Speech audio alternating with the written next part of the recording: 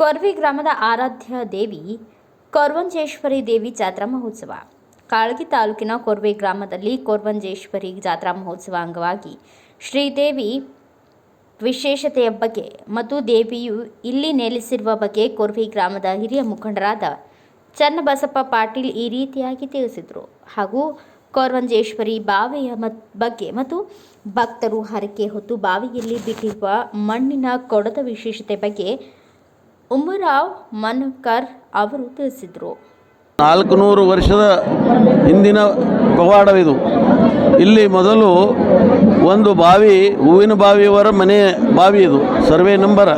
ಅದರೊಳಗೆ ಇರುವಂಥ ಬಾವಿಯೊಳಗೆ ಕೊರವಂಜೇಶ್ವರಿ ದೇವಿ ಈ ಊರೊಳಗೆ ಬಂದು ನೆಲೆಸಿ ಗೊತ್ತಾಗಲಾರದೆ ಇಲ್ಲಿ ಭಿಕ್ಷೆ ಬೇಡುತ್ತಾ ಉಪಜೀವನ ಮಾಡಿಸ್ತಿದ್ದಳು. ಆ ಸಮಯದಲ್ಲಿ 3 ವರ್ಷ ಮಳೆ ಬಾರದ ಕಾರಣ ಎಲ್ಲ ಜನರು ದನ ಕರು ಮತ್ತು ಇವು ಗಿಡ ಗಂಟಿ ಎಲ್ಲ ಒಣಗಿಬಿಟ್ಟಿದ್ದು. ಆ ಸಮಯದಲ್ಲಿ ಅವಳು ಒಂದು ಕೊಡವನ್ನು ತೆಗೆದುಕೊಂಡು ಹೋಗಿ ಬಾವಿಯೊಳಗೆ ಕೈಯಿಂದ ನೀರು ತೆಗೆದು ನೀರು ಬಾವಿ ತುಂಬಿತ್ತು. ಅಗಾಧವಾಯಿತು ಜನರಲ್ಲಿ ಎಲ್ಲರಿಗೂ. ಆ ಸಮಯದೊಳಗೆ ಅವಳು ಅಲ್ಲಿ ಐಕ್ಯವಾದಳು. ಆದ ನಂತರ ಎಲ್ಲ ಜನರು ಭಯಭೀತರಾದರು. ತಾಯಿ ಹೀಗೆ ಹೋದಳು ಗೊತ್ತಾಗಲಿಲ್ಲ. ನೀರು ಬಂದು ಆದರೆ ತಾಯಿ ಬರಲಿಲ್ಲ. 2-3 ದಿನ ಏಕೋನಾಥ ಜನ ಎಲ್ಲರೂ ನಿಂತು ದೇವಿಗೆ ಬೇಡ್ತಾ ಇದ್ದರು. ಆ ಸಮಯದ ಒಳಗೆ ಆಕಾಶವಾಣಿಯಿಂದ ನಾನು ಇಲ್ಲೇ ಇದ್ದಿದ್ದೇನೆ, ನಾನು ತಾಂಬೇಲಿ ಕೊಡದ ರೂಪದಲ್ಲಿ ಬಂದು ನಿಮ್ಮನ್ನು ದರ್ಶನ ಕೊಡುತ್ತೇನೆಂದು ಹೇಳಿದಾಗ ಎಲ್ಲ ಜನರು ಖುಷಿನಿಂದ ಜಯಕಾರ ಹಾಕಿದರು. ಅಂದಿನಿಂದ ಇಲ್ಲಿವರೆಗೂ ಆ ತಾಯಿ ಬರ್ತಾ ಇರ್ತಾಳೆ, ಎಲ್ಲರಿಗೆ ದರ್ಶನ ಕೊಡ್ತಾ ಇರ್ತಾಳೆ. ಅದಕ್ಕಾಗಿ ಎಲ್ಲರೂ ಭಕ್ತರು ಬಂದು ತಾಯಿಯ ಬೇಡಿಕೆಯನ್ನು ಅರ್ಪಿಸ್ತಾ ಇರ್ತಾರೆ. ಬೇಡಿದ ದೇವರಿಗೆ ಬೇಡಿದಂತೆ ಕೊಟ್ಟಿರ್ತಾಳೆ. ಇಷ್ಟು ನಮ್ಮ ತಾಯಿಯ ಇದು 60 ವರ್ಷದಿಂದ ಜಾತ್ರಾ ಸಮಾರಂಭವೂ ನಡೀತಾ ಇದೆ. 60 ವರ್ಷವಾಯಿತು ಆ ಜಾತ್ರೆ ನಡೆದು. ಅಲ್ಲಿ ಹಿಡಿದು ಇಲ್ಲಿ ತನಕ ನಡೆದ 5 ದಿನ ದೇವಿ ಊರೊಳಗೆ ಮೆರಿತಾಳ. ದೇವಿ ಒಂದಿನ ಆನೆ, ಒಂದಿನ ಸಿಂಹ, ಒಂದಿನ ನವಿಲು, ಒಂದಿನ ಹುಲಿ, ಒಂದಿನ ಕುದುರೆ, ಈ ಥರ ಹುಣ್ಣಿನಿಂದ 5 ದಿನ ಆದ ನಂತರ ದೇವರು ಎಳೆಯಲಾಗುತ್ತದೆ. ಜನರ ಹರಕೆ ಯಾವ ರೀತಿ ಇದೆ? ಜನರ ಹರಕೆ ಬೇಡಿದವರಿಗೆ ಬೇಡಿದನ್ನು ಕೊಟ್ಟಿದ್ದಾಳೆ. ಅವರ ಮನಸ್ಸಿನ ಇಚ್ಛೆಯನ್ನು ಬೇಡಿಕೊಂಡು ಹೋದರೆ ಅವರ ಇಚ್ಛೆ ಈಡೇರಿದ ನಂತರ ಅವರು ಬಂದು ಹರಕೆಯನ್ನು ತೀರಿಸುತ್ತಾರೆ. ಇದೇ ಥರ ನಮ್ಮ ಎಷ್ಟು ಹೇಳ್ಕೊಂಡ್ರು ಕಮ್ಮಿ ನಮ್ಮೂರ ದೇವತೆ ಬಗ್ಗೆ. ನಾವು ಕೂಡ ಬೇರೆ ಬೇರೆ ಜನ ಬರ್ತಿರ್ತಾರೆ ನಮ್ಮ ಊರಿಗೆ. ಅವ್ರಿಗೆ ಸರ್ವೆ ಮಾಡ್ತೀವಿ. ಯಾಕ್ರಿ ನಿಮ್ದು ಏನಾದ್ರು ನಮ್ಮ ಕೊರವಂಜೇಶ್ವರಿ ದೇವಾಲಯ ಬಂದಿರಿ, ಯಾವ ಊರು ಏನು ಸುದ್ದಿ ಕೇಳಿದಾಗ ಒಬ್ಬೊಬ್ರು ಪ್ರತಿಯೊಂದು ಹರಕೆ ಹೇಳ್ತಿರ್ತಾರೆ. ಸರ್ ನಮ್ಮ ಮಕ್ಕಳಾಗಿದ್ದಿಲ್ಲ, ನಾನು ಇಲ್ಲಿ ಬೇಡ್ಕೊಂಡು ನನ್ನ ಮಕ್ಕಳಾಗಿದ್ದಾವ. ಸರ್ ನನ್ನ ಬಿಸ್ನೆಸ್ ಪ್ರಾಬ್ಲಮ್ ಆಗಿತ್ತು, ಇಲ್ಲಿ ಬಂದು ಬೇಡ್ಕೊಂಡು ಹೋದ್ರೆ ನಮ್ಮ ಬಿಸ್ನೆಸ್ ಪ್ರಾಬ್ಲಮ್ ಸಾಲ್ವ್ ಆಗಿದ್ದಾವ ಅಂತಕೊಂಡು ಇನ್ನಿತರ ಬಂದಂಥ ಭಕ್ತಾದಿಗಳು ಕೂಡ ಇದೇ ಥರ ಮಾಹಿತಿ ಹೇಳ್ತಾ ಇದ್ದಾರೆ. ತಾಂಡ್ರದವರೊಬ್ಬರು ಹೆಸರು ಗೊತ್ತಿಲ್ಲ ನನಗೆ. ಆ ವ್ಯಕ್ತಿ ಲಾಕ್ಡೌನ್ದಲ್ಲಿ 5 ಪಾಲಿಸ್ಪರ್ಶಿ ಮಷೀನ್ ಏನೋ ಪ್ರಾಬ್ಲಮ್ ಆಗಿ ಫೈನಾನ್ಸಲ್ಲಿನೂ ಪ್ರಾಬ್ಲಮ್, ಮಷೀನು ಪ್ರಾಬ್ಲಮ್. ಆ ವ್ಯಕ್ತಿ ಎಲ್ಲೆಲ್ಲೋ ಹೋಗಿ ಕೇಳ್ಕೊಂಡು ಬಂದು ಆ ಪ್ರಾಬ್ಲಮ್ ಸಾಲ್ವ್ ಆಗಿದ್ದಿಲ್ಲ.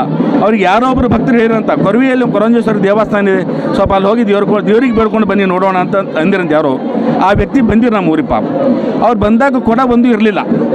ಅವ್ರ ಗಂಡ ಹೆಂಡತಿ ಅವ್ರ ಕುಟುಂಬ ಸಮೇತ ಬಂದಿವರು, ಕೊಡ ಇರಲಿಲ್ಲ.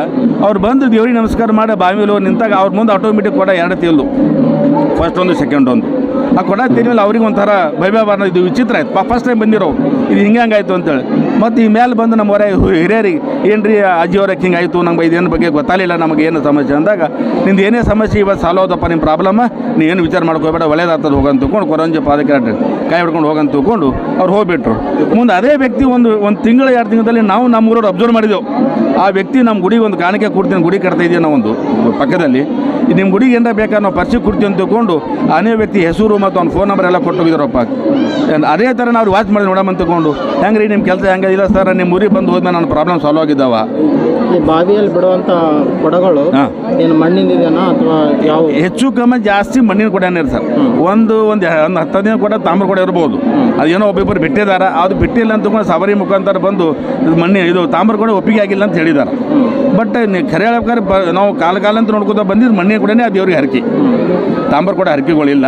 ಥೋಡೆ ಮಂದಿ ಕೈಜಾರು ಬಿದ್ದಾವ, ಒಂದು ಥೋಡೆ ಮಂದಿ ಒಬ್ಬೊಬ್ಬರು ಬಿಟ್ಟಿದ್ದಾರೆ ಮಣ್ಣಿನ ತಾಮ್ರ ಕೂಡ ಬಿಟ್ಟರೆ ಶ್ರೇಷ್ಠ ಅಂತ ತೊಗೊಂಡು. ಬಟ್ ಆ ಕೂಡ ಒಪ್ಪಿಗೆ ಆಗಿಲ್ಲ ಅಂತ ತೊಗೊಂಡು ಯಾರೊಬ್ಬರು ಮೈಯಲ್ಲಿ ಬಂದು ಸವಾರಿ ಮುಖ ಮುಖಾಂತರ ಬಂದು ಹೇಳಿದ್ದಾರೆ.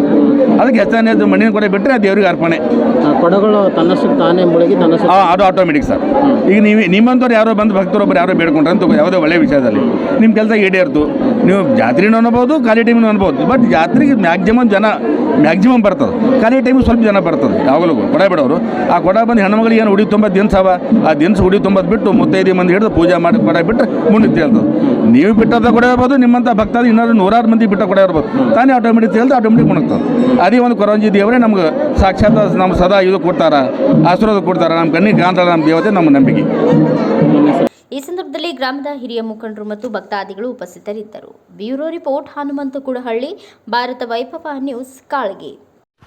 Thanks for watching. Read, discuss and debate with editor Dr. Yan Prashant Rao. Wanted reporters in print, digital and visual media for Bharat Vaibhav Daily Newspaper, BV News 5 Channel and BV Fast Web News from all the talukas of Karnataka, Goa and Maharashtra.